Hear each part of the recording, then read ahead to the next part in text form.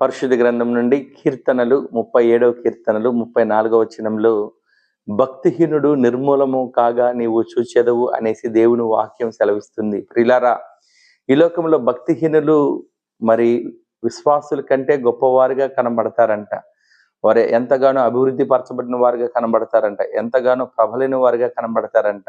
అయితే వాక్యం సెలవిచ్చిన మాట కీర్తనలు 37వ కీర్తన 35వ వచనంలో భక్తిహీనుడు ఎంతగానో ప్రబలై ఉండుట నేను చూచి తిని, అయినను ఆ దారిని వెళ్ళేటప్పుడు అతడు నాకు కనబడలేదు, ఎంతగా వెతికినాను అతడు కనబడలేదు అనేసి వాక్యం సెలవిస్తుంది. ప్రియులారా, నిజంగా మనం గమనిస్తే భక్తిహీనులు కొంతవరకు చిగురించిన వారి వలె ఉంటారు, కొంతకాలము ఫలించిన వారి వలె ఉంటారు. కానీ వారి క్రియల చొప్పున దేవుడు వారికి తీర్పు తీరుస్తాడు గనక యేసుప్రభువు వారు వాక్యం సెలవిచ్చిన మాట, భక్తిహీనులు నిర్మూలమవుతారు, భక్తిహీనులు కనబడకుండా మరుగైపోతారు. కనుక మనము భక్తిహీనుల వలె ఉండకుండా క్రీస్తు యొక్క వాక్యానుసారంగా జీవించి ఆ నిత్య ఆశీర్వాదములు పొందుకుంటూ ఎల్లవేళలా వర్ధిల్లాలని తెలియజేయచ్చు. దేవుడి వాక్యమును దీవించునుగాక.